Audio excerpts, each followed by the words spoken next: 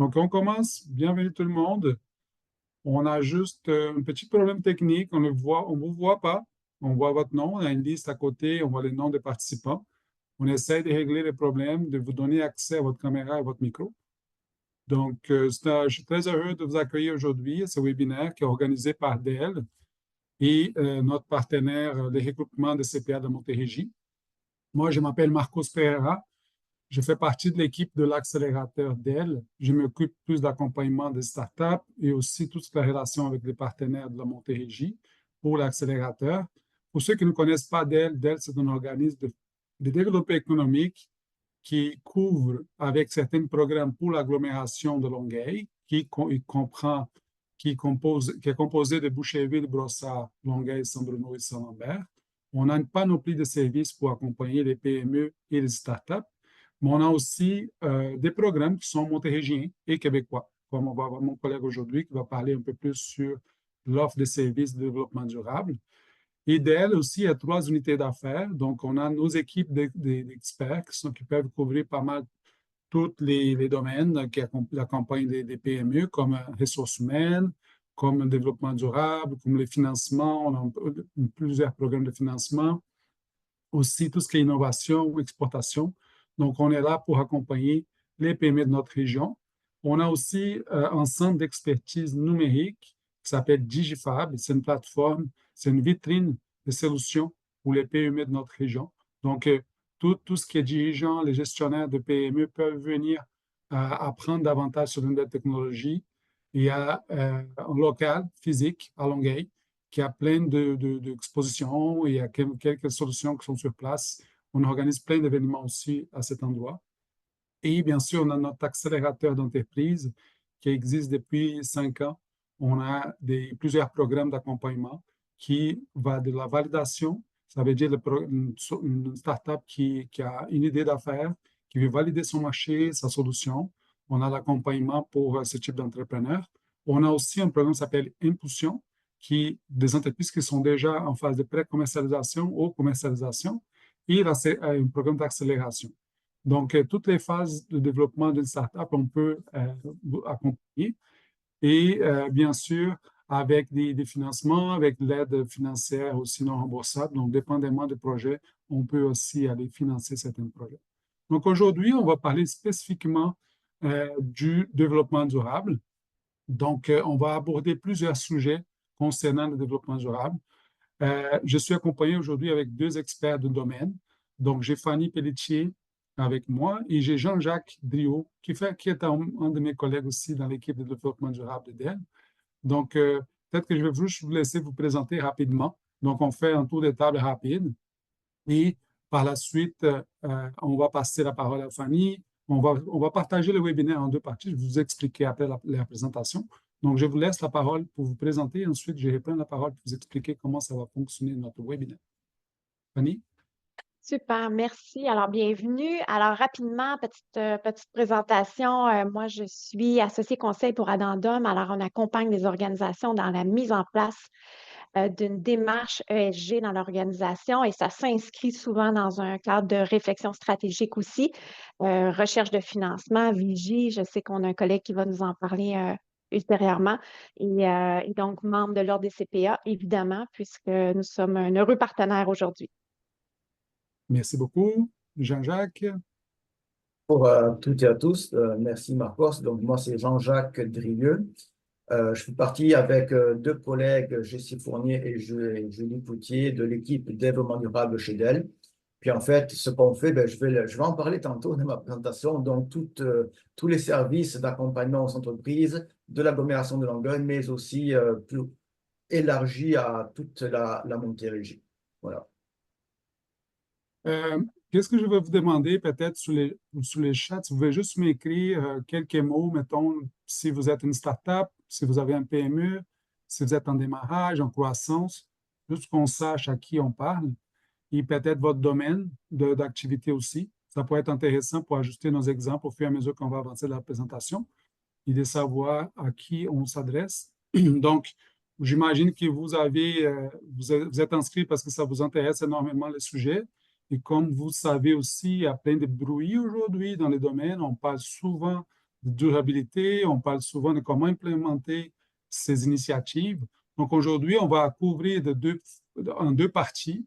On va parler bien sûr des fondamentaux du développement durable, à l'application des principes ESG et aussi comment vous pouvez utiliser ça comme un avantage concurrentiel. Donc, de quelle façon que vous pouvez commencer à sensibiliser, à vous informer, savoir qu'est-ce qui se passe ailleurs, les exemples concrets qu'on va vous donner et comment ça va représenter pour vous et ça peut devenir un avantage concurrentiel.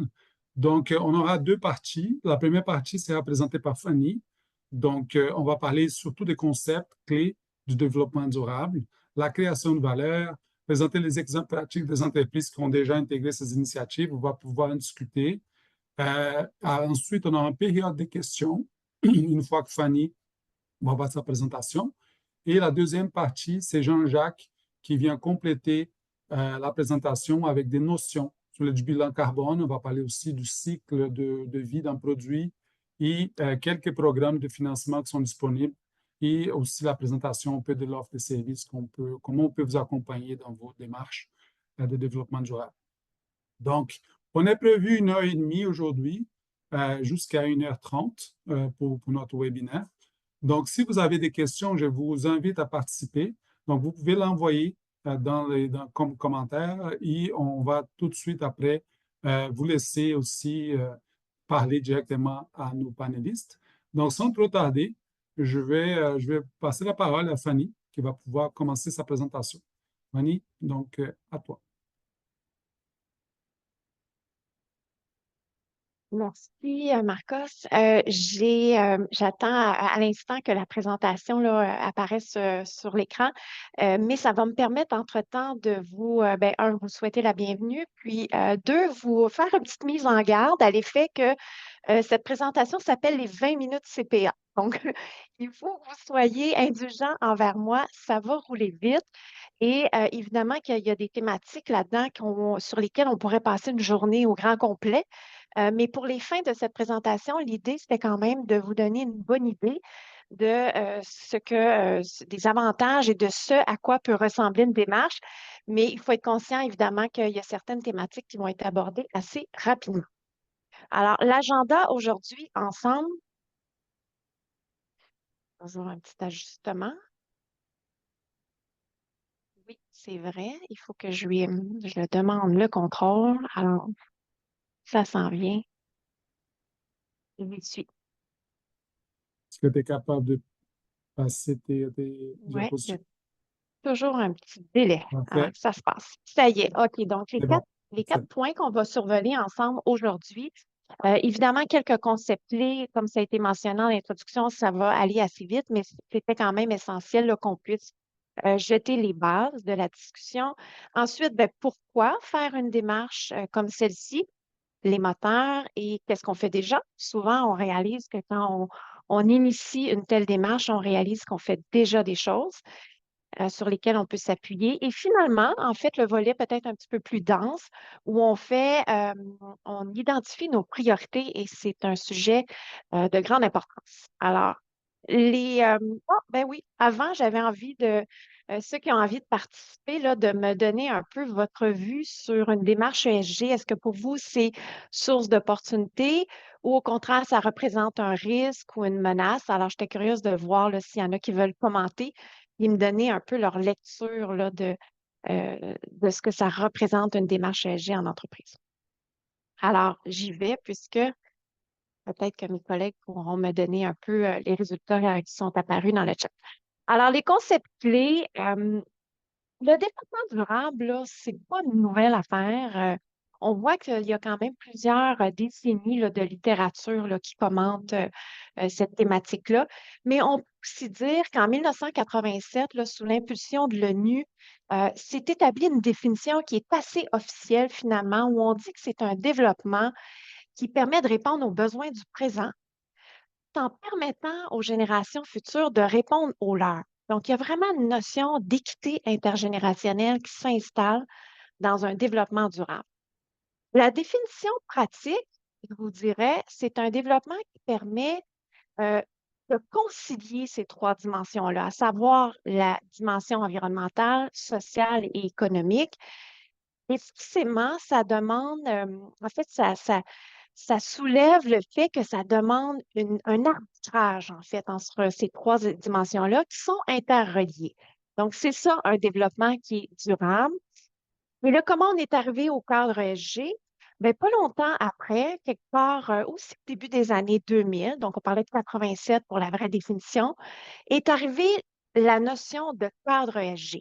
Quelque part, comme je disais, au début des années 2000, toujours sous l'impulsion de l'ONU avec les principes de responsabilité en investissement, l'investissement responsable, pardonnez-moi. Et donc, ce cadre-là, ESG, qu'on entend énormément parler aujourd'hui, a le mérite de faciliter l'évaluation des pratiques durables d'une organisation. Ça nous permet d'avoir un cadre pour dire comment cette entreprise-là se positionne, quelle est sa posture. C'est aussi un cadre qui facilite l'identification des risques, on en parlait tantôt, des opportunités, et qui permet ultimement une chose, là, c'est d'évaluer la performance d'une entreprise au-delà des indicateurs financiers qu'on connaisse tous ensemble, que ce soit les revenus, la marge bénéficiaire. Maintenant, on vient regarder la performance d'une organisation de façon plus holistique et ça dépasse les rendements qui sont financiers. Il y a une affaire aussi qui est super importante. Tantôt, je parlais d'arbitrage entre ces dimensions-là. Ça sous-entend aussi la création de valeur partagée. Ça, c'est un buzzword là, qu'on entend beaucoup ces temps-ci. Puis partager, ça implique aussi les parties prenantes. Donc, on en arrive là. Donc, les parties prenantes, c'est la création de valeur partagée. Et bon, là, je sentais que je n'avais plus accès. Ouais, donc, les parties prenantes, ben, vous les connaissez, hein. Souvent, on parlait des propriétaires, des actionnaires, d'un conseil d'administration, l'équipe de direction, les employés à l'interne, les futurs employés aussi qui s'en viennent, la relève, les syndicats. Et au niveau des parties prenantes externes, ben là, sans surprise, on retrouve les clients, les partenaires, nos fournisseurs, prêteurs, le gouvernement, les médias, dépendamment dans quel secteur vous évoluez aussi. Est-ce qu'ils sont présents? Est-ce que vous faites partie d'une industrie qui est scrutée? Et les communautés aussi dans lesquelles vos activités s'inscrivent là, et où ça se... Donc, vraiment, le développement durable, la notion de partie prenante, elle est déterminante. Puis vous allez voir, on va y revenir à ces fameuses parties prenantes parce qu'elles sont essentielles dans le cadre d'une démarche ESG dans une entreprise. Fanny, excuse-moi, on me dit là parmi les participants qu'ils n'ont pas accès au chat et Ah, que pour mes collègues au niveau de la logistique, il y a un lien qui ne fonctionnait pas, donc il est fort probable qu'on n'ait pas accès, afin que tous les participants n'aient pas eu accès. il nous manque des gens, c'est ce que je comprends, Jean-Jacques. Exact. Euh, c'est Ah, fait. c'est fait, on a accès au chat. OK. OK, c'est bon. On continue. Merci Et à Jean-Jacques de m'avoir prévenu. Euh, alors, je continue. Bon, fais ça. Ben, encore là, il y a plusieurs moteurs d'engagement, puis je vais vous donner un exemple là, que je pense qui va résonner. Donc, on s'engage dans une démarche comme ça pour différentes raisons. On peut parler d'avantages réputationnels, on parlait tantôt de la relève de la main-d'œuvre, fidéliser, attirer nos employés, ou au contraire du côté du risque, c'est-à-dire qu'on doit respecter ou on veut se positionner proactivement là, devant une réglementation qui s'installe. On veut possiblement réduire sa consommation, aller chercher des gains d'efficacité énergétique. Ça aussi, on l'entend, c'est largement documenté actuellement. On peut vouloir répondre à des attentes de parties prenantes, des employés, des clients, des fournisseurs. Je vais vous donner aussi un exemple qui est assez parlant. On peut vouloir rehausser la valeur de notre marque, créer un avantage concurrentiel. Puis finalement, ben, un peu dans la même mouvance, donc cibler des nouvelles opportunités, des marchés, des segments de clientèle aussi qu'on ne dessert pas à travers cette démarche-là. J'avais envie de vous donner un exemple, peut-être une entreprise qui fait de la fabrication d'emballages en plastique. On pourrait penser que la relève actuelle ou les milléniaux comme vous voulez les appeler, sont peut-être tellement attirés là, par une industrie comme celle-là. Est-ce que vous pouvez ressentir que les plus jeunes générations ont peut-être moins d'attrait là, pour aller travailler pour une entreprise dans ce secteur-là? Donc là, on irait chercher là, le moteur d'attirer, fidéliser les talents dans notre organisation. Toujours dans l'univers du plastique, on a Recyc Québec actuellement qui multiplie les projets pour réduire la consommation de plastique à usage unique. Donc, on sent là, qu'il s'installe quand même une réglementation. Encore là, ça pourrait être un sacré bon moteur pour initier une démarche comme ça. Puis finalement, on pourrait vouloir aller chercher des nouveaux segments de clientèle, des nouveaux produits. On voit que des concurrents, peut-être dans notre secteur, ont commencé à faire des emballages biosourcés, biodégradables. Donc, vous voyez que là, on est du côté des opportunités d'affaires. On veut euh, pérenniser notre organisation, puis assurer la performance. Donc, ces différents moteurs d'engagement, parfois, on en a deux, trois là-dedans qui nous concernent, ou au contraire, il y en a un qui se distingue, qui est très fort, où on se dit, hey, attends une minute, il y a de la réglementation qui s'en vient, et moi, il faut que je me prépare. Donc là, on est plus dans une optique de gestion de risque. Puis pour certaines organisations, ben, on est vraiment dans une optique de saisir les opportunités du marché. Qu'est-ce qu'on fait déjà? Je vous ai donné quelques exemples d'initiatives ESG que moi, je vois dans ma pratique qui se passent dans les entreprises. Donc, d'un point de vue environnemental, il y a peut-être au sein de vos organisations déjà des initiatives. Est-ce que votre organisation, votre employeur mesure s'est donné des cibles de carboneutralité ou de réduction de ses émissions carbone? Est-ce qu'on regarde les répercussions environnementales dans notre chaîne de valeur, dans notre chaîne d'appro? On souhaite regarder quels sont les impacts environnementaux en amont puis en aval de nos activités. On a des entreprises manufacturières qui sont déjà sensibles ou d'extraction de matières premières qui sont déjà sensibles à restaurer les sites qui sont utilisés. Il y a des gens, on parlait de plastique tantôt, de conception durable, d'économie circulaire, etc. Donc, c'est des exemples, il y en a plein d'autres, mais je vous dirais que quand même, c'est des choses qu'on observe dans les organisations. D'un point de vue social aussi, ben, il y a un paquet d'initiatives aussi que je vois dans les organisations. Pensons notamment à tout ce qui est santé et sécurité des travailleurs. Ça s'inscrit là, dans le premier point que j'ai mis, respect des droits de la personne, les droits fondamentaux des travailleurs. Il y a des organisations qui déploient des plans de développement des compétences pour s'assurer de l'adéquation entre les compétences des travailleurs dans leur équipe, puis l'évolution je m'en dis fulgurante, en fait, des technologies de l'intelligence artificielle, de s'assurer de la progression des compétences. Ça s'inscrit aussi dans une initiative qu'on veut, qui est dédiée au capital humain, qui s'inscrit là, dans le pilier social. Ce que je vois de plus en plus, et je m'en réjouis, donc toutes les organisations qui ont des programmes de diversité, d'accessibilité en emploi, l'intégration des groupes sous-représentés, qu'on parle aux les MVE, c'est les minorités visibles et ethniques, hommes, femmes, neurodiversité.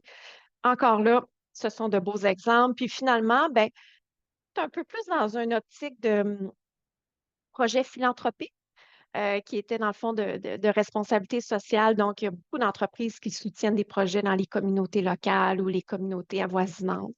Donc, encore là, ce sont de beaux exemples là, d'initiatives sociales. Au niveau de la gouvernance, c'est toujours le pilier le plus important du ESG, là, puis on entend généralement parler quand ça va mal, malheureusement. Mais pour vous donner des exemples proactifs, là, on verrait un conseil d'administration qui est diversifié, qui est représentatif des parties prenantes, des politiques en lien avec l'approvisionnement responsable, des politiques en lien avec la surveillance des données dans le cadre de la loi 25, par exemple.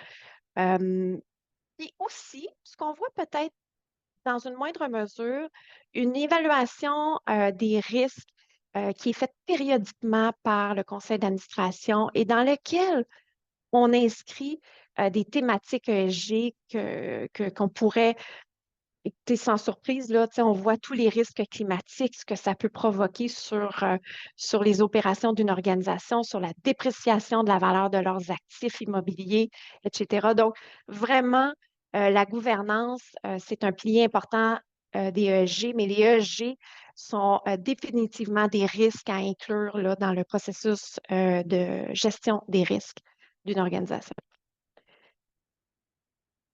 Je suis dans mon temps. Donc, comment identifier ces priorités? Avant de vous parler là, du premier point, j'avais envie de vous donner un exemple que je vois couramment, puis que je pense qu'il résonne beaucoup quand je le donne. Euh, Pensons à une entreprise, une agence de marketing numérique, par exemple, qui est dans le service, qui déciderait de lancer un programme de compost des restants de lunch de leurs employés qui sont là 2 jours semaine. Ça, je vous le dis, là, je le vois beaucoup, beaucoup aussi dans ma pratique, des entreprises qui lancent des initiatives qui sont souvent s'appuient sur des bonnes intentions, des employés qui ont envie de changer les choses, qui ont envie de prendre part à cette transition-là. Comme je dis, c'est souvent d'une bonne intention. Mais pensons à une entreprise en marketing numérique. On pourrait se dire que tous les enjeux sociaux sont davantage importants et sur lesquels l'entreprise risque d'avoir un bien plus grand impact. Donc, quand on dit marketing, on parle de transparence, de pratique d'affaires, de clarté des messages. On parle de greenwashing actuellement avec le projet de loi au Canada, le C-59. Donc, on voit que ça risque d'être un levier pour l'organisation pour vraiment avoir un impact plus grand que le programme de compost pour les employés qui sont là 2 jours semaine. Alors, je mets la table sur le sujet. L'évaluation de la matérialité, c'est à ça que ça sert. Ça sert à identifier les enjeux qui sont importants. Donc, une étape cruciale, euh, je pense que vous me voyez venir, là, je dis que c'est la pierre d'assise là, de tous les efforts en matière de ESG. C'est la façon de déterminer les questions ESG sur lesquelles on devrait se concentrer et accorder à la fois du budget, des ressources financières, mais des ressources humaines aussi, puis de l'expertise. Et pourquoi c'est une étape cruciale? Bien, parce que on fait ça pour avoir de l'impact. Puis sachant que les PME, qui sont le tissu économique du Québec, n'ont pas nécessairement des capacités limitées, aussi bien choisir les bons enjeux que de s'éparpiller là, dans un paquet d'initiatives qui finalement n'auront pas nécessairement l'impact souhaité. Les étapes clés, il y en a 4. Je vous le dis, on pourrait passer une journée sur cette démarche-là, quelle est l'évaluation de la matérialité, mais pour les fins de la présente, on va quand même aborder ces 4 étapes-là pour vous permettre d'avoir une idée à quoi ça ressemble une démarche. La première étape est super importante. Tout est super important dans ce que je vous dis finalement. On a gardé le meilleur. C'est vraiment l'étape du diagnostic. Donc, on veut vraiment avoir une idée du contexte dans lequel on évolue. Et c'est là que je dis tout le temps, c'est pas un one size fits all. Il n'y en a pas de recette magique.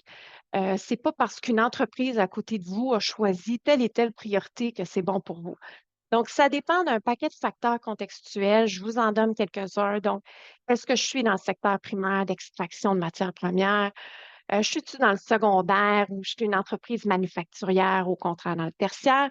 Les enjeux ne seront pas les mêmes. Une entreprise du secteur primaire risque d'avoir des enjeux environnementaux très importants. Et pour reprendre mon exemple nommé précédemment de l'agence de marketing, on est dans le tertiaire. Généralement, les enjeux sociaux sont plus importants. Reste qu'il y a des nuances. Donc, ça dépend de mon type d'activité, ça dépend de ma localisation, quel est le cadre législatif où je me trouve, où mes activités se trouvent. Il faut vraiment faire une sérieuse vigie pour vraiment avoir une idée à la fois de ce qui se passe maintenant, mais de ce qui s'en vient. Positionnement dans la chaîne de valeur aussi, ça a un effet. Statut juridique, euh, je vous dirais que les entreprises qui sont publiques, elles sont soumises à de grandes pressions de la part des investisseurs et ont généralement pour le choix que de mettre beaucoup d'emphase sur la gouvernance. parce que les marchés financiers les scrutent. Il y a de l'appétit pour de la transparence. Donc, ils vont souvent mettre énormément d'énergie de ce côté-là. Tandis qu'une entreprise du secteur privé ou un OBNL pourrait décider de se concentrer sur des enjeux qui sont propres à son secteur, sans subir là, toute cette pression-là là, du regard des marchés financiers. Finalement, qui sont mes parties prenantes? Est-ce que moi, je suis un fournisseur d'Hydro-Québec, puis que je dois maintenant répondre au questionnaire de 16 questions là, qu'ils nous demandent maintenant, puis de donner des preuves de mes pratiques? Ça, c'est une partie prenante là, qui a vraiment des attentes. Donc, est-ce que je l'ai? Est-ce que ce sont mes clients qui posent des questions? Donc, vous voyez que, il faut déjà dresser un portrait à haut niveau de qui sont mes parties prenantes et qui, parmi celles-ci, quelles sont-elles là, qui m'ont demandé des choses ou qui veulent avoir des réponses de ma part. Donc, c'est très important. Alors, première étape, et là, je suis prise. Ça va, ça reprend. Donc, comme je le disais en petite conclue, donc les enjeux ESG varient énormément d'une entreprise à l'autre et sont fonction du contexte. Ça, j'aime vraiment ça, cette étape-là. Donc, créer une première liste d'enjeux ESG. Moi, je vous donne 4 outils qui sont publics, facilement accessibles et donc à la portée de tous pour être capable de dresser une première liste. On ne dit pas que ce sera nos priorités qui vont faire partie de notre feuille de route, mais au moins, ça alimente les réflexions et ça nous permet de savoir quels sont les plus grands enjeux. SASB, c'est un OBNL qui fait partie de l'IFRS. Alors, moi, en tant que CPA, l'IFRS, pour ceux qui sont membres, qui sont dans cet écosystème-là, donc on sait que c'est l'Institut qui met en place les normes comptables et qui a mis en place les normes comptables de durabilité aussi. Ils ont un outil qui est extraordinaire qui s'appelle le Materiality Finder et qui couvre 77 secteurs d'activité. Et donc, en fonction de votre secteur, ils vont venir un peu identifier quels sont les enjeux qui risquent d'être matériels pour vous, pour votre secteur. Donc, vraiment, c'est un bon point de départ. Et comme je disais, c'est accessible et c'est gratuit. Et ils vont beaucoup donner d'informations complémentaires en ça pour vraiment alimenter la démarche. Le deuxième outil, qui est aussi quelque chose de public, accessible à tous, est un diagnostic de vos pratiques commerciales qui est offert par B Corp. Et donc, 240 questions. C'est pour les gens qui ont envie d'être certifiés, ça prend un minimum de 80 points. Ça couvre plusieurs thématiques au sein de votre organisation. Moi, j'ai un petit bémol sur ce questionnaire B Corp et en fait cette démarche-là, en ce sens où il n'y a pas de pondération en fonction, on parlait de diagnostic tantôt, là, de votre contexte à vous. Dans ce cas-ci, peu importe je suis dans quel secteur, c'est les mêmes questions, c'est les mêmes thématiques et les pointages aussi qui sont accordés. N'empêche que c'est un bel outil à utiliser pour initier une démarche dans vos équipes, puis ouvrir la discussion en fait avec l'équipe de direction. Les derniers points, rapidement, donc il y a énormément d'études sectorielles, de rapports d'impact d'entreprises publiques. Moi, je dis souvent, vous êtes un atelier d'usinage qui travaille dans l'aéronautique, ben pourquoi pas aller voir le rapport de développement durable de Bombardier? Pourquoi pas aller voir le rapport de développement durable d'entreprises du secteur pour encore là venir un peu asseoir une première liste d'enjeux ESG. Puis finalement, je vous parlais d'Hydro-Québec tantôt. Ben, ça pourrait être un exemple d'attente qui a été communiqué par une de vos parties prenantes. Si vous êtes un partenaire ou un fournisseur d'Hydro-Québec, c'est un exemple, mais il y en a plein d'autres. Toutes les sociétés d'État sont soumises à la loi sur le développement durable et de plus en plus, il y a de critères sur les facteurs ESG qui s'inscrivent là, dans le cadre des appels de proposition. On le voit, ça se passe. Donc, une fois qu'on a fait une première liste, encore là, je vais très rapidement, mais vient le temps vraiment d'identifier et de prioriser nos parties prenantes. Puis, je la mets en étape 3, celle-ci, mais vous voyez que dès l'étape 1 et l'étape 2, on peut commencer à vraiment préparer nos parties prenantes parce que je vous en ai parlé à l'étape 1, J'ai dit qui sont nos parties prenantes. Dans la première liste aussi, dans l'étape numéro 2, j'ai dit, ben là, allons voir quelles sont les ambitions et les priorités de nos parties prenantes. Fait que vous voyez là, que dès le début de la démarche, là, c'est vraiment une dimension très importante. Une fois qu'on les a identifiés, et je reviens toujours à ça, sachant qu'on n'a pas des capacités illimitées pour sonder et impliquer nos parties prenantes, il faudra forcément les prioriser et les choisir sur la base de leur influence, de leur pouvoir, de leur légitimité et aussi de leur intérêt à participer à notre démarche. Donc, ça, c'est un facteur qui est non négligeable. Donc, quand on fait cette évaluation des parties prenantes, on va souvent plonger, je dirais, dans les acteurs clés, là, sans surprise, là, tout ce qui est dans le cadran supérieur droite, on veut avoir les acteurs clés dans notre démarche. Donc, on parle d'un client qui aura une grande influence, des associés de notre organisation, le syndicat. Donc, on vient les positionner et ça, c'est un atelier qu'on fait avec l'équipe de direction ou le comité ESG dans les organisations. Et on vient positionner nos parties prenantes et après, on les sélectionne et on les invite à participer. On veut savoir quelles sont leurs ambitions et quelles sont les questions ESG qui sont importantes pour elles. Il y a trois façons d'engager nos parties prenantes. Quand c'est une partie prenante qui est très grande, une société d'État ou un très grand client, ou on peut, comme je le disais tantôt, s'alimenter. Est-ce que je travaille avec une municipalité, par exemple, une ville? Euh, je suis déjà en mesure d'aller sur le site de la municipalité, voir est-ce qu'ils ont des ambitions ESG, qu'est-ce qui est important pour eux, quelles sont leurs priorités. Ça, je répète ça souvent dans ma pratique. Les enjeux ESG puis les ambitions ESG de vos clients, de vos partenaires, vont finir par être vos enjeux à vous. Il y a comme une transposition, en fait, des enjeux parce que comme on est dans leur chaîne de valeur et qu'on est là pour contribuer au succès de ces organisations-là, de nos clients, bien forcément, on risque d'être mis à contribution aussi en tant que PME ou OBNL qui collabore avec eux. Donc, première façon, on n'a pas nécessairement besoin de leur parler, mais on peut s'alimenter de leur posture à eux. Deuxième façon de faire, consultation sous forme de sondage. Donc, le sondage, c'est pratique, ça va vite, ça nous donne des données quantitatives. On est capable d'extraire des constats très facilement, mais ça donne moins de nuances. Donc, c'est le contrepoids, en fait, de cette forme de cette approche-là d'enquête.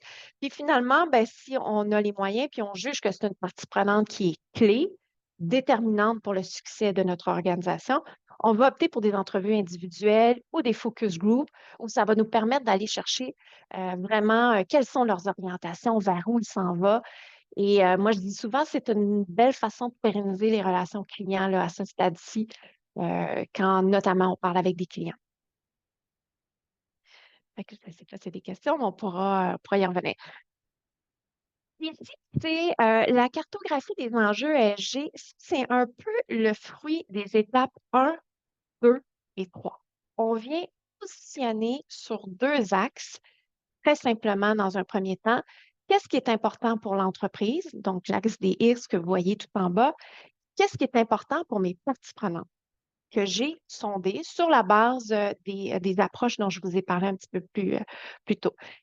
Et donc, ça, c'est un extrait. J'ai choisi celui-là parce que il est simple, il est regroupé ESG. Dans certains cas, on voit qu'il y a 5 thématiques. Le S est coupé en deux, le G est coupé en deux thématiques aussi. Et donc, je trouvais celle-ci simple. Nos priorités en tant qu'organisation, ou du moins les thématiques sur lesquelles on va se concentrer puis on va poursuivre l'analyse, sont ceux du cadran supérieur droit, sans surprise. Donc, Cogeco, qui est une entreprise publique cotée en bourse, donc, ils sont soumis, je vous dirais, à des enjeux qui sont de l'ordre social, donc la sécurité des données des clients, l'expérience et un petit peu de gouvernance. Tu sais, je parlais tantôt des entreprises publiques qui subissent énormément de pression de la part des investisseurs sur leurs pratiques de gouvernance. Fait que c'est pas une surprise non plus qu'on se retrouve avec ces enjeux-là, qui sont à la fois importants pour la pérennité de cette entreprise, au niveau de sa valeur financière et qui sont importantes pour ses parties prenantes. Rapidement, je vois que le temps file. Donc, la quatrième étape, là, puis on pourrait encore là, faire une journée avec ça, un plan d'action, une feuille de route qui serait des orientations campées dans le temps, tout ça. Mais je voulais quand même vous dire à quoi pourrait ressembler euh, une, une- une évaluation préliminaire des enjeux SG. Imaginez une feuille là, où vous avez peut-être trois, quatre priorités qui sont ressorties et où je vous donnais l'exemple des changements climatiques que je juge qui est un enjeu extrêmement important. Donc, le risque, ce serait pour une entreprise, bien évidemment, de météo extrême qui cause la fermeture de l'usine. Ça se passe déjà, là, on le voit déjà, l'arrêt des travailleurs, l'incapacité d'une entreprise de livrer ses produits parce que l'usine est en mauvais état. Euh, Dépréciation des évaluations des actifs aussi, forcément, si on n'a pas prévu le coût puis anticipé. L'occasion, ben, c'est de maintenir notre productivité, contrairement à peut-être nos concurrents qui seraient dans l'incapacité là, d'opérer. Et la matérialité, ben, c'est la nécessité d'assurer la continuité de nos activités. Donc, c'est très matériel. Puis là, on se donnerait un score d'impact. Comme je vous dis, c'est une évaluation très préliminaire. Moi, je travaille beaucoup sur l'évaluation, en fait, le retour sur investissement, là, parce que là, après, il faut dégager des investissements. On voit que c'est source de revenus puis d'avantages réputationnels. On a vu les avantages tantôt. Mais ce serait un exemple à haut niveau, donc je dis une évaluation préliminaire, où on aurait possiblement nos trois, quatre enjeux qui tiendraient sur un one-pager et qui nous permettrait de venir, dans le fond, donner une indication de l'impact de cet enjeu sur le succès de l'entreprise à long terme. J'ai insisté beaucoup sur le préliminaire. Donc, en conclusion, j'espère que j'ai communiqué mon enthousiasme là, pour cette démarche-là, qui est très stratégique pour les organisations. Et donc, je pense que c'est, comme on le dit, là, un vecteur là, de pertinence des organisations de par les attentes des parties prenantes, mais c'est aussi un vecteur de performance là, puis de pérennité à long terme là, pour nos organisations. Alors, c'est ce qui met fin sur cette petite présentation, puis un document là, qui vous sera soumis également avec la capacité pour vous de peut-être annoter, là, puis de commencer l'exercice très rapidement. Excellent. Merci beaucoup, Fanny. Ça me donne une très bonne idée de comment partir et développer ces démarches. Donc, j'ai mis dans les chats, si vous avez des questions, donc c'est le moment de poser à Fanny. Sinon, en attendant, Fanny, j'ai peut-être aussi les questions que tu pourrais les dresser dans le parlant. Si j'ai, quel est le délai typique pour réaliser une telle démarche? Quels sont les facteurs qui influencent cette durée selon toi? Est-ce une minute? C'est bon. Dans certaines organisations, la démarche peut être portée entièrement par une équipe de travail ou un comité de travail où, j'insiste, là, la direction doit vraiment faire partie de ce comité-là. On l'a vu, c'est des sujets stratégiques pour la pérennité de l'organisation. Donc, des fois, on peut aller chercher de l'aide à l'externe pour nous accompagner dans les ateliers, puis dans la réalisation, entre autres, du sondage des parties prenantes, etc. Mais je dirais là qu'une démarche comme ça prend un bon 3 mois à réaliser. Puis là, je ne parle pas de la mise en œuvre, là. Je parle vraiment de la démarche de réflexion, d'évaluation de la matérialité. Euh, et ça dépend aussi du nombre de parties prenantes qu'on va impliquer dans cette démarche-là. Donc, un 3 mois, là, ça me semble quand même assez réaliste là, pour une organisation qui veut s'y attaquer. La mise en œuvre, après, ben là, c'est autre chose. Est-ce que selon toi, les secteurs d'activité peuvent varier, faire varier aussi ce temps? C'est les démarches aussi? Euh, je dirais tant.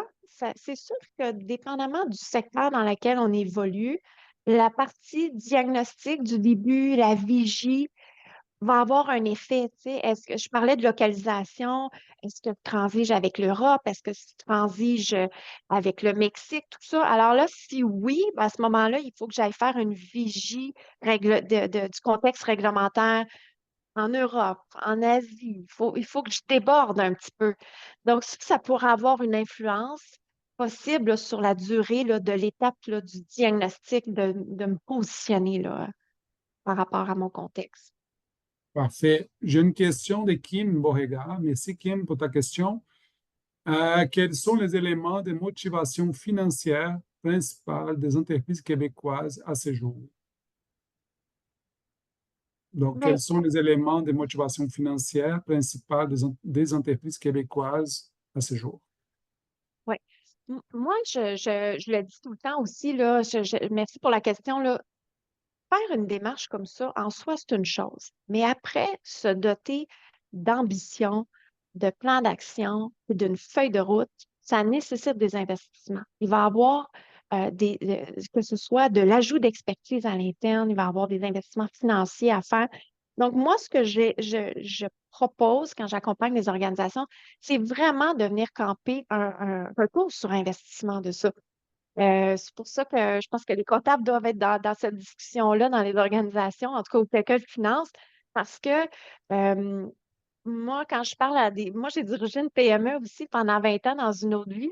Euh, je suis très consciente qu'il faut assurer la pérennité financière. Donc, euh, quand je conseille les organisations, j'ai ça en tête. Il ne faut pas perdre d'argent avec ça. Fait que, tu sais, je vois qu'il y a des investissements à faire, mais comme on l'a vu tout à l'heure, les moteurs, là, c'était de dire, est-ce que mes clients actuels, ça fait partie de leurs attentes? Est-ce que mes clients de demain, ça fera partie de leurs attentes? Est-ce que j'ai une part de mon marché qui est en jeu? Si je ne bouge pas, puis je regarde le train passer, puis que je regarde les autres bouger, puis moi, je suis passif là-dedans, est-ce que je m'expose à une dépréciation de la valeur de mon organisation? Fait que moi, j'ai tendance à parler le langage des affaires quand vient le temps de parler de démarche ESG. L'idée, c'est de le faire avec l'idée de réduire nos impacts négatifs, mais il reste que pour continuer à opérer, il faut s'assurer qu'on reste serein comme organisation. Donc, tu sais, je parlais d'arbitrage là, dès le début, là. C'est pas un exercice qui est facile, c'est nuancé, mais il faut, en tout cas, à tout le moins, réduire nos impacts négatifs tout en maintenant la pérennité des organisations. Fait que j'ai ça en tête. Puis s'il faut, ben, on fait un calcul de retour sur investissement, puis on arrive à la direction, puis on dit voici les chiffres, voici ce que ça donne, puis voici le risque auquel vous êtes exposé si vous ne bougez pas. J'espère que ça Et répond. Je ça, m'arrête. ça répond à la question, Kim. Si jamais si tu as d'autres questions, n'hésitez pas. Entre-temps, je vais poser une autre question. Fanny, quelles sont les stratégies, mettons, pour un entrepreneur ou quelqu'un qui est au milieu d'une PME qui veut changer les choses et qui a une direction qui est peu enthousiaste à l'idée? Donc, selon toi, quelles sont les stratégies qui sont les plus efficaces pour convaincre une direction peu enthousiaste à l'idée de mettre en place une telle démarche? Ben, c'est sûr que, tu sais, je parlais de l'aspect financier, là, puis de cette lecture-là, en fait, de la démarche. Tu sais, dépendamment de notre direction, de quel genre de direction nous avons dans l'organisation, ça peut être un angle à utiliser, c'est-à-dire que de dire que je pense que de ne pas bouger, on s'expose à des risques, mais il faut se documenter. Tu sais, il faut que la personne qui est de type entrepreneurial, de toute façon, en principe, c'est dans son ADN, là, une personne qu'on qualifie d'entrepreneuriale. Donc, je pense qu'elle va être documentée, elle va arriver avec des initiatives d'un concurrent, de dire hey, regarde, nos concurrents là, sont là, ils bougent. Euh, je pense que ça peut résonner auprès de la direction de montrer là, que la concurrence prend action sur ces dimensions-là. Excellent. Tu parlais aussi de parties prenantes. Donc, combien, selon toi, de parties prenantes devrait-on impliquer dans ce processus et comment choisir, en fait, le plus pertinente? Ouais. Je dirais que moi, je trouve que les partenaires clés et les clients aussi qui représentent l'avenir de l'entreprise, tu sais, qui sont un peu la voix des clients de demain, sont extrêmement importants à sonder. Tout ce qui est employé aussi, super important. Je trouve qu'on ne peut pas faire une démarche comme ça sans engager nos équipes dans la discussion. De toute façon, tu sais, j'évoquais l'étude de Deloitte qui est super intéressante à cet égard-là, là, où on parlait vraiment que les millénarios et les Z sont prêts à payer plus cher pour des produits. Donc, il y a une grande étude là, qui était une mise à jour d'une étude précédente faite en 2022. Donc, tu sais, on parlait tantôt d'arguments là, pour réveiller une direction. Là. Cette étude-là est quand même assez percutante. Puis, elle vaut la peine peut-être d'être présentée aussi pour dire, regarde, là, c'est la relève de demain, les chercheurs d'emploi. On sondait d'ailleurs les membres de ces deux générations-là sur, il y avait une forte proportion qui avait déjà changé d'emploi pour aligner leurs valeurs avec les pratiques de l'organisation ou qui songent à le faire. Donc, on voit que c'est au cœur de leurs préoccupations. Donc, oui, certainement à les intégrer là, dans cette démarche-là. Puis, évidemment, à les associer. Fait que c'est difficile. Je dirais que c'est vraiment un atelier qui est le fun à faire avec une équipe pour venir choisir les parties prenantes qu'on va absolument convoquer là, dans cette démarche-là. Puis moi, je dis souvent aussi aux dirigeants, tu sais, c'est une belle opportunité d'ouvrir le dialogue avec les parties qui sont essentielles au succès là, de l'entreprise. Plus largement que la démarche ESG, c'est comme ça ouvre beaucoup de choses. Excellent. Je ne vois pas d'autres questions dans les chats, donc je pense qu'on va passer à la deuxième étape. Donc, n'hésitez pas si vous avez toujours des questions, vous pouvez nous envoyer dans les chats. On va passer maintenant. Merci beaucoup, Fanny, pour la présentation. C'était très clair, très enrichissante. Donc, on va passer à la deuxième partie à Jean-Jacques. Jean-Jacques, si tu peux partager ton écran, ça va être peut-être André.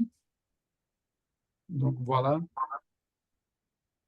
Je te laisse la parole. Vous voyez bien mon écran là? Oui, Vous voyez mes emails? oui, non. Oui, oui, quoi? Tu vois mes emails ou tu vois ma Non, non, non, présentation? je vois juste ton écran avec ta présentation. Offre mutualisée à Montérégie. OK, bon. Très bien. Donc, ben, merci Fanny là, d'avoir mis la table pour moi. Ça m'aide beaucoup parce que je vais je vais pouvoir passer un petit peu plus vite.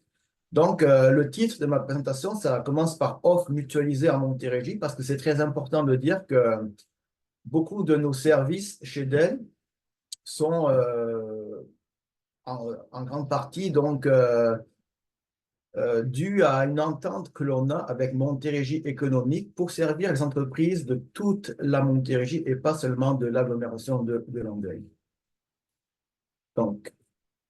Donc, c'est sûr que nous, au niveau de nos services, ça se concentre beaucoup plus sur le E, là, le environnemental de ESG.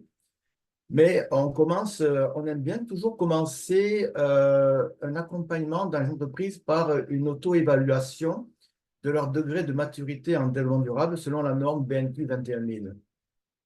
Donc, pour ceux qui ne connaissent pas cette norme-là, c'est une norme québécoise qui a été développée au début des années 2010, donc à peu près 2011, là, avec l'aide de plusieurs consultants à l'époque qui étaient rares au niveau des développement durable. Et puis, ça permet vraiment aux entreprises de voir qu'est-ce que c'est que le développement durable, parce que la majorité des entreprises pensent encore que le développement durable, c'est juste de l'environnement, du recyclage. Comme Fanny, tu l'as montré, ben, il y a plusieurs thématiques. Il y a l'environnement, bien sûr, le social, l'économie et la gouvernance. Donc, cet outil-là, il permet déjà aux entreprises et à leurs employés, à leur direction, de savoir vraiment qu'est-ce que le développement durable, d'avoir un langage commun. Tout le monde sait exactement c'est quoi la définition du développement durable selon les 4 thématiques, et donc de partir sur sur les mêmes bases. Ensuite, on est aussi beaucoup dans les bilans carbone, ce qu'on appelle GES, gaz à effet de serre, les analyses de cycle de vie. On peut aussi aider les entreprises, les accompagner vers l'obtention d'aides financières. On est impliqué dans la feuille de route en économie circulaire en Montérégie. Et enfin, on est expert nous-mêmes, mais aussi on peut orienter les entreprises vers d'autres experts si vraiment cela est nécessaire pour les entreprises. Donc, Fanny, tu en as beaucoup parlé, là, les exigences accrues des clients, les donneurs d'ordre qui devenaient de plus en plus exigeants, comme par exemple Hydro-Québec avec ses 16 questions, les demandes du marché. Donc oui, adopter une stratégie axée sur le DD, développement durable, ça peut représenter une opportunité vraiment très forte pour les entreprises.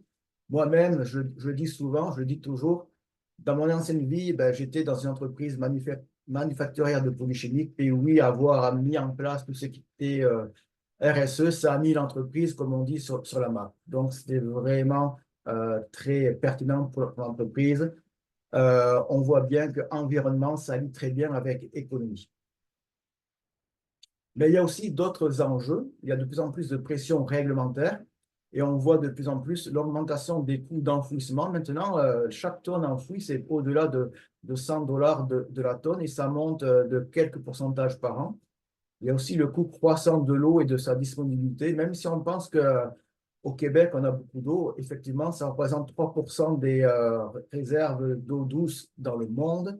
Mais localement, il y a beaucoup d'endroits où il manque d'eau déjà. Donc, les municipalités, elles doivent faire le choix entre je donne de l'eau à mes nouveaux quartiers résidentiels ou à mes entreprises. Donc, tout le monde est sous pression. Et les tarifs de l'eau montent aussi.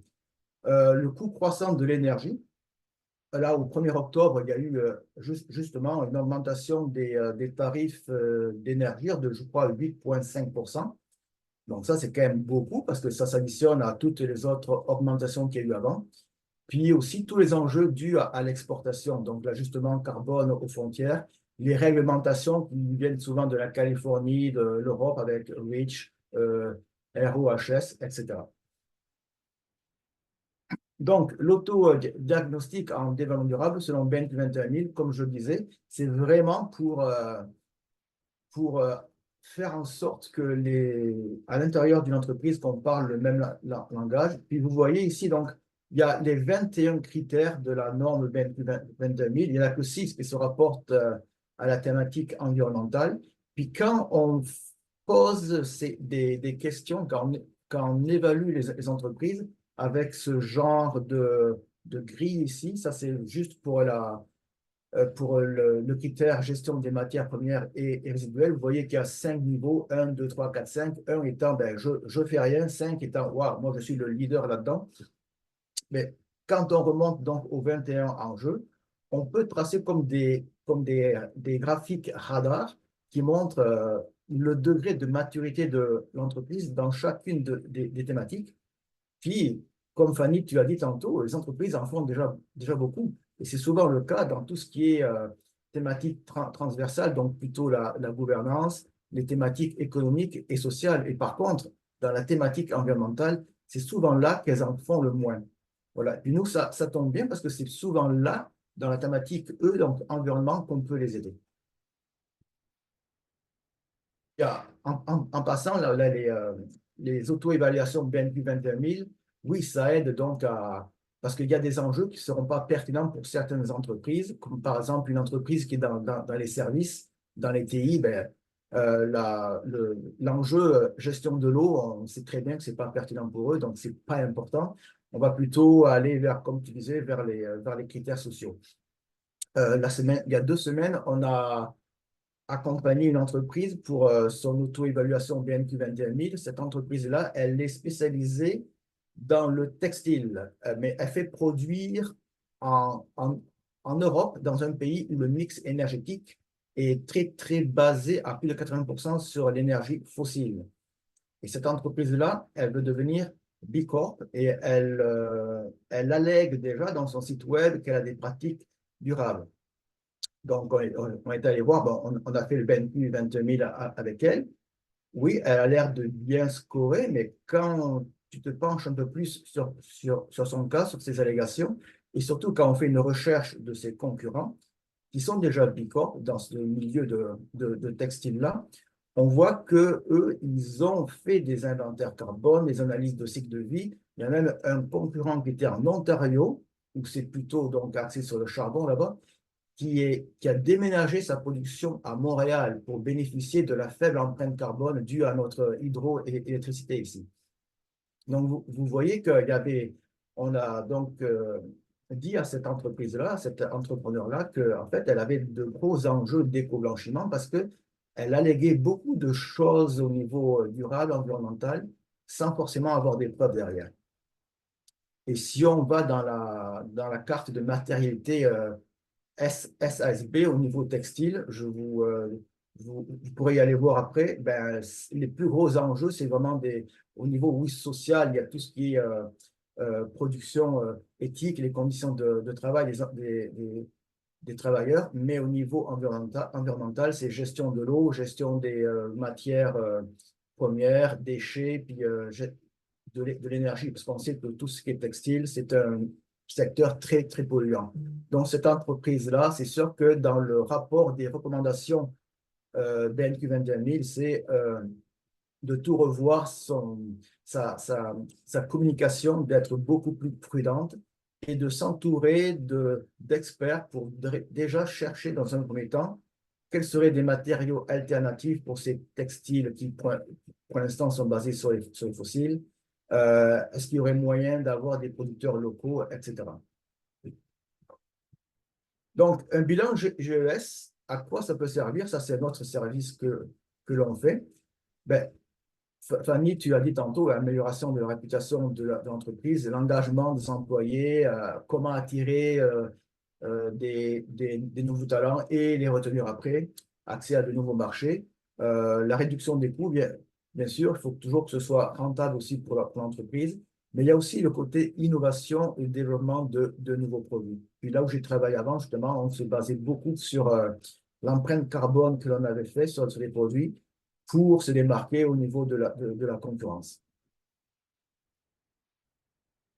Notre objectif, grâce à l'aide de Montérégie économique, c'est vraiment de faciliter l'accès au bilan GES pour les entreprises, pour les PME de la Montérégie, puis même de rendre ces entreprises-là en Montérégie autonomes. Donc, en fait, apprendre le pêcheur à pêcher. On leur laisse tous les outils de collecte et de quantification des émissions de GES, scope 1, 2 et 3, pour que l'année après notre mandat, ils soient capables de le faire eux-mêmes.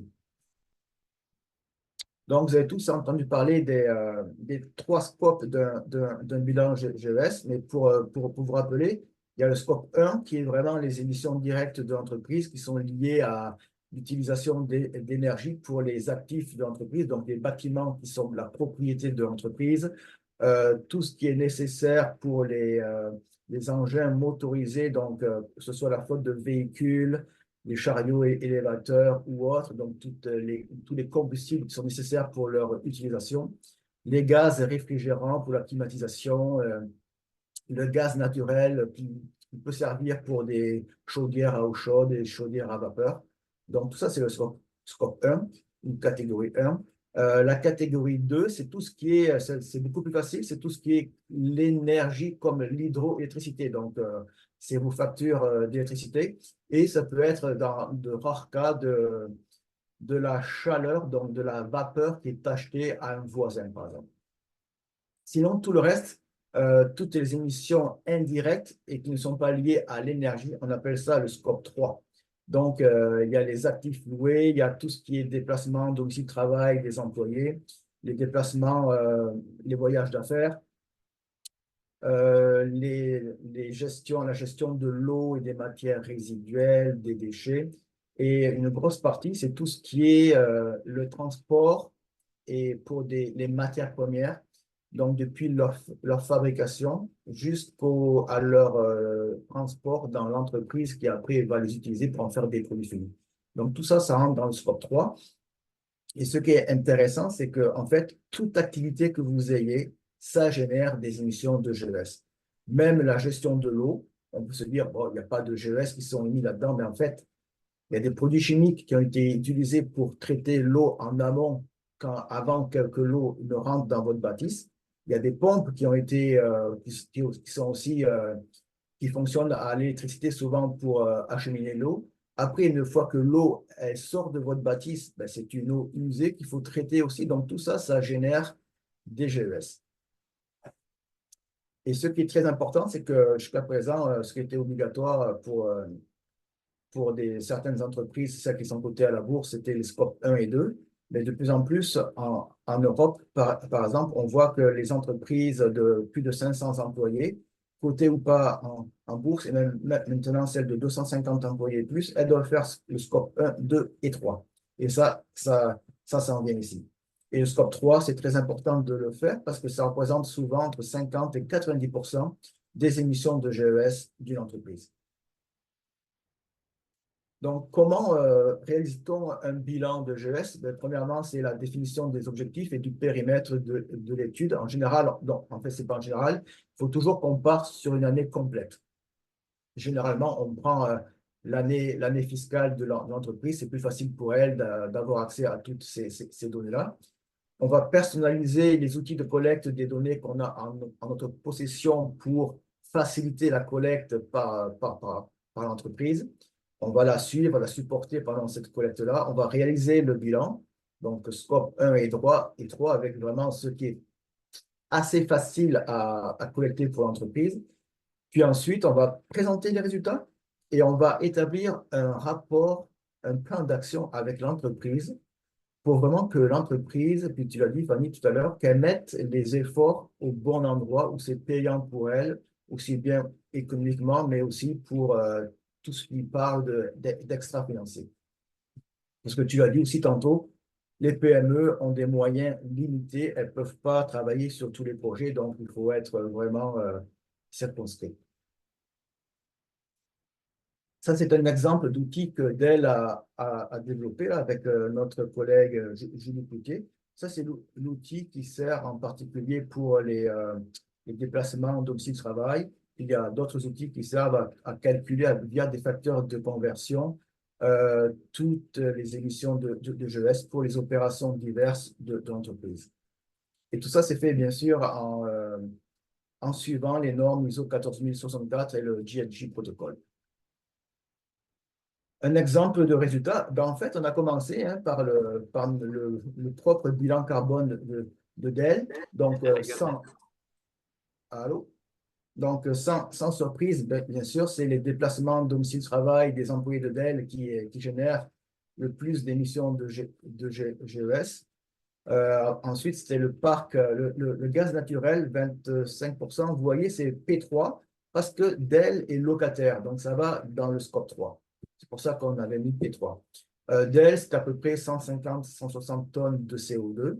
Donc, ensuite, c'est sûr qu'il y a un plan d'action qui était mis pour aider Dell à émettre moins de GES. Donc, ça, c'est vraiment le cas d'une entreprise comme de bureau.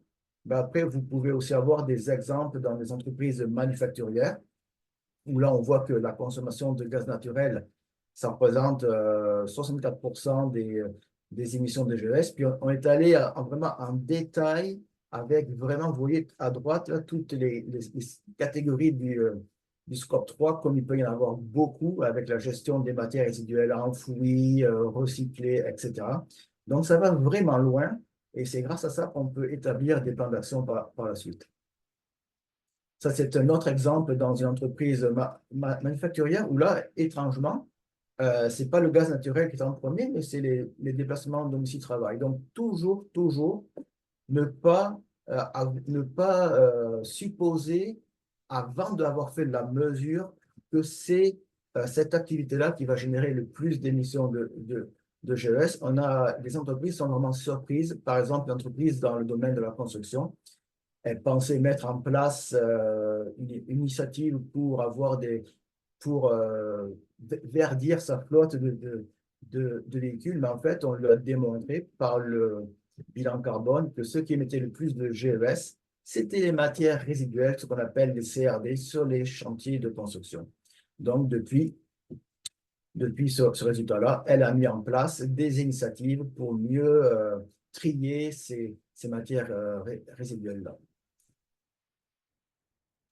Donc, un exemple, ça c'est vraiment une ébauche là, de plan d'action de réduction de GES. Donc, on essaie d'avoir quand même des actions dans chaque scope 1, 2 et 3, et avec donc avoir des exemples de réduction de GES qui pourraient être atteintes, avec, si possible, même des bénéfices économiques lorsqu'il s'agit d'énergie. Et n'oublions pas qu'une entreprise qui met en place des projets qui permettent de réduire les émissions de GES, elle pourrait être admissible à l'obtention de crédits carbone. Donc, ce n'est pas, c'est quand même très, très intéressant pour l'entreprise, aussi bien au niveau financier que raconter son histoire. Donc, il y a bien sûr des facteurs de succès dans cette démarche-là. C'est sûr qu'avoir une ressource dédiée, c'est vraiment très important. Notre collègue Julie avait fait une petite recherche bibliographique. Elle avait vu qu'il y avait, par exemple, la rémunération liée aux enjeux climatiques, qui était un facteur de succès dans cette démarche-là. Il fallait aussi avoir, donc, bien sûr, un responsable pour chaque action, pouvoir mesurer les progrès réels. Bien sûr, vous savez toujours, si on ne se mesure pas, on ne peut pas progresser. Ça, c'est vital. Éviter que des cibles soient trop ambitieuses. Organisation des données pour collecter les futures données à moyen, à court terme. Bien sûr, dans une première année, on n'a peut-être pas accès à toutes les données, mais on peut mettre en place progressivement des outils avec notre système ERP, par exemple, pour s'organiser et faire en sorte que les données soient collectées les années suivantes. On a parlé d'analyse de cycle de vie. Bon, donc, disons qu'on a fait dans un premier temps le bilan carbone, puis que l'entreprise voudrait vraiment aller encore plus en profondeur sur un produit, sur une gamme de produits. Là, par exemple, elle veut avoir l'empreinte carbone d'un produit, elle veut faire des déclarations environnementales de produits parce que ses clients lui demandent. Ben, c'est ce qu'on peut faire, c'est l'analyse de cycle de vie, où on va mesurer tous les impacts sur 17 critères différents, tels que l'empreinte carbone, l'eutrophisation, la qualité de l'air, la santé humaine, etc. Depuis l'extraction des matières premières jusqu'à la fin de vie du produit, en passant par la construction, par la production de ce produit-là.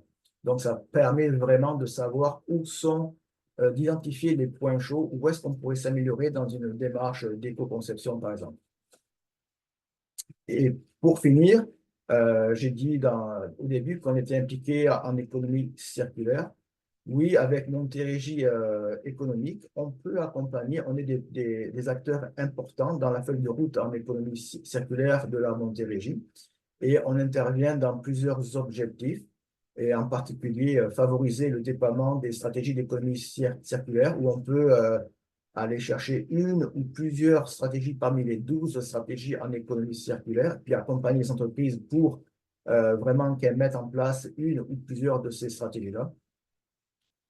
Augmenter aussi l'adhésion des entreprises dans le réseau des 3-4 symbioses de la Montérégie. Et aussi, ce qui est important, transférer des connaissances et des compétences terrain en économie circulaire aux autres organismes de développement économique.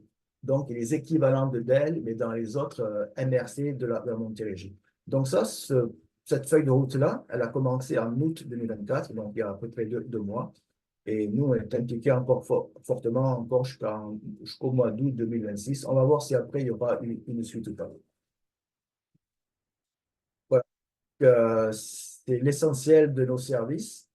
On est toujours disponible, mes collègues et moi. Ici, je vous laisse mes coordonnées. On est toujours disponible pour se rendre chez vous. Puis, par exemple, BNQ 21 000, on aime bien, avant ça, faire une visite dans vos locaux qui va durer à peu près 2 heures pour bien vous connaître.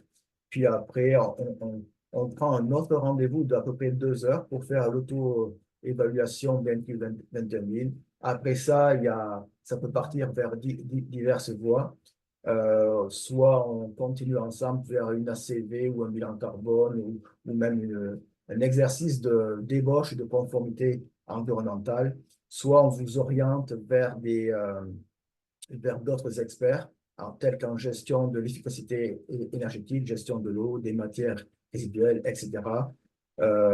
Même, on peut vous orienter vers nos propres collègues parce que, Fanny, tout à l'heure, tu parlais de EDI, équité division. Ben, on a nos collègues au niveau de la division ressources humaines qui ont développé, avec l'aide d'universitaires, un outil de diagnostic en équité, diversité, inclusion pour les entreprises de la Montérégie. Enfin, dans un premier temps pour l'agglomération et la MRC Marguerite-Duville, mais il y a de fortes demandes pour les autres MRC.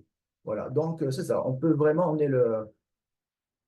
dirait le one-stop shop, là, où après on peut diriger les entreprises vers d'autres aides financières ou d'autres experts. Voilà, Marcos. Excellent. Merci beaucoup, Jean-Jacques. Je pense que ça complète bien la présentation de Fanny. Donc, si vous avez des questions, n'hésitez pas. C'est le moment de poser à Jean-Jacques. Entre-temps, j'en ai quelques-unes, Jean-Jacques. Donc, des questions pièges envoyées par nos collègues. Non, ce n'est pas le cas. Est-ce que c'est devenu la norme pour un PME de réaliser son inventaire carbone? Oh, il y a très peu d'entreprises encore pour l'instant qui l'ont réalisé. On parle de 3-4%. Donc, c'est encore loin d'être la norme, mais on voit de plus en plus d'entreprises qui sont intéressées. C'est pour ça que nous, on s'est mis à développer ce service-là il y a déjà moins de 2 ans parce qu'on a vu que c'était une tendance très, très forte. Voilà. Mais il y a encore beaucoup, beaucoup à faire. Et c'est pour ça qu'on veut vraiment que les entreprises soient autonomes pour que ce soit accessible au maximum d'entreprises possibles. Pas seulement les grandes entreprises qui ont les moyens, mais aussi les petites entreprises qui n'ont pas forcément les moyens d'embaucher un consultant pour une fois, 2 fois, 3 fois. Non, non, on veut les rendre autonomes dès le début. Donc, il y a peu de PME qui le font. Et si je comprends bien, la barrière à l'entrée pour celles qui veulent commencer, c'est surtout le côté financier, du financement qui manque. C'est quoi exactement qui empêche ces PME? Les barrières à l'entrée, déjà, il faudrait que les entreprises sachent pourquoi, c'est quoi les bénéfices de faire cette démarche-là. Voilà. Donc, déjà, nous, on les sensibilise à pourquoi elles devraient aller vers une démarche RSE et pourquoi, de manière plus détaillée, vers un bilan carbone. C'est pas toujours toutes les entreprises qui vont comprendre ça. Donc, déjà, il y a un certain devoir, un certain exercice de sensibilisation. Et ensuite, les entreprises n'ont pas aussi toutes les ressources pour le faire. Donc, elles n'ont pas aussi un accès facile aux données. Il y a encore beaucoup d'entreprises qui n'ont pas de logiciel de gestion. Donc, ça peut être difficile pour elles de faire cet exercice-là. Parfait. Et en fait, j'ai une question, Kim Beauregard. Est-ce que l'audit du bilan GES est un facteur de succès? Est-ce une priorité pour une entreprise? Si oui, quelles organisations sont reconnues mondialement? Donc, est-ce que les bilans GES sont un facteur de succès? J'imagine que Kim, tu veux parler de la vérification du bilan carbone? Si c'est le cas, oui, ça peut être. Oui, oui. Voilà, oui, ben, si c'est le cas, ben, c'est le cas ici, oui, il y a des entreprises, ben, tu es assez bien placé pour le savoir, tu as fait tes recherches déjà. On sait que ça coûte très, très cher de faire vérifier son bilan carbone. Pour l'instant, ce n'est pas un frein pour la grande majorité des entreprises qui n'ont pas besoin de faire vérifier ça. Voilà. Les entreprises, pour l'instant, elles veulent faire leur bilan carbone juste pour savoir d'où viennent la majorité de leurs émissions de GES, où est-ce qu'elles peuvent intervenir. Mais c'est encore loin d'être la majorité des entreprises qui ont besoin de faire vérifier ça pour des tierces parties. Voilà. Et par des tierces parties. Donc, est-ce que ça pourrait être une approche des entreprises qui sont cotées en bourse, qui cherchent des investisseurs? C'est aussi, je vois qu'il y a peut-être un aspect marketing. Oui, ben c'est beaucoup le côté marketing qui prend là-dessus, le dessus. Là, c'est sûr que quand tu as fait ton bilan carbone puis que tu veux commencer à le commercialiser, à, à donc surfer sur ce bilan carbone, ben, il faut que tu le fasses vérifier. Donc, du moment que que tu veux communiquer, puis si en plus tu veux communiquer ça dans le monde entier, ben oui, là, ça prend quelqu'un qui te le vérifie, puis ça peut coûter 40 000, 100 000 dollars, voilà, Mhm. selon l'étendue du périmètre qui a été utilisé pour faire ton bilan carbone et toutes les activités que tu peux avoir. OK, excellent. Peut-être une dernière question, si je ne vois pas d'autres dans notre chat. Comment, en fait, en termes concrets, comment une telle démarche pourrait se répercuter sur l'ensemble des opérations d'une entreprise, selon toi? Ensemble des opérations, ben déjà, il faut convenir avec l'entreprise si c'est pertinent de le faire sur l'ensemble des opérations. Si c'est une entreprise manufacturière, oui. Euh, le scope 1, 2 et 3 sont très pertinents tous les trois. Dans d'autres cas, ce n'est pas une entreprise manufacturière, ben c'est sûr que l'étendue du périmètre peut être beaucoup plus raccourcie parce que ce ne sera pas pertinent de le faire pour certaines catégories. Donc, il faut valider, vérifier la pertinence selon les types d'entreprises et quelles Ouais. opérations ont l'impact sur les Ben, opérations. c'est un peu ce que disait Fanny tout à l'heure, là où c'est vraiment en fonction du secteur d'activité, la géographie, les parties prenantes, donc que tu vas faire cet exercice-là, puis que tu vas étendre de plus ou moins ton périmètre d'études. Nous, on aime bien, chez Dell, prendre le maximum de données que l'entreprise peut avoir, même si on sait déjà à l'avance que ça ne va pas représenter beaucoup d'émissions de GES, mais au moins faire cette manière-là, ça permet de faire voir que tout est responsable, tout émet des GES, même comme je disais tantôt, l'utilisation d'eau. Voilà. On sait que ça va émettre de très faibles quantités, mais c'est quand même important pour sensibiliser tout le personnel d'une entreprise quant à ces bonnes pratiques pour l'avenir. Parce qu'en fait, même si ça ne génère pas beaucoup de GES, exemple l'hydro et l'électricité, mais côté l'hydroélectricité, il faut que tu la payes, ça coûte cher, même si ça ne génère pas beaucoup de GES. Voilà. Je comprends. Excellent. Je ne vois pas d'autres questions, donc je pense que c'est le temps de clore notre webinaire. Donc d'abord, je voulais remercier les panélistes, merci Jean-Jacques et Fanny pour la participation. Merci à notre partenaire aussi, le regroupement de CPA de Montérégie, pour nous faire confiance, mais aussi Caroline qui est présente avec nous aujourd'hui. Et les documents vous seront partagés. Donc, on a les présentations de Fanny et Jean-Jacques qui va pouvoir vous envoyer par courriel. Il y a plein d'outils pratiques, aussi des études, des informations complémentaires qui sont super intéressantes pour vous, pour vos études aussi. Et n'hésitez pas à nous contacter, comme Jean-Jacques avait aussi partagé ses coordonnées. Peut-être Fanny aussi, tu peux partager. Je pense que dans ta présentation, il y a tes coordonnées. Mais si les gens ont des questions supplémentaires, n'hésitez pas à nous contacter. Ça nous fait plaisir de vous accompagner dans cette démarche ESG. Donc, je pense qu'on peut clore? Est-ce que vous avez des commentaires, d'autres choses à ajouter?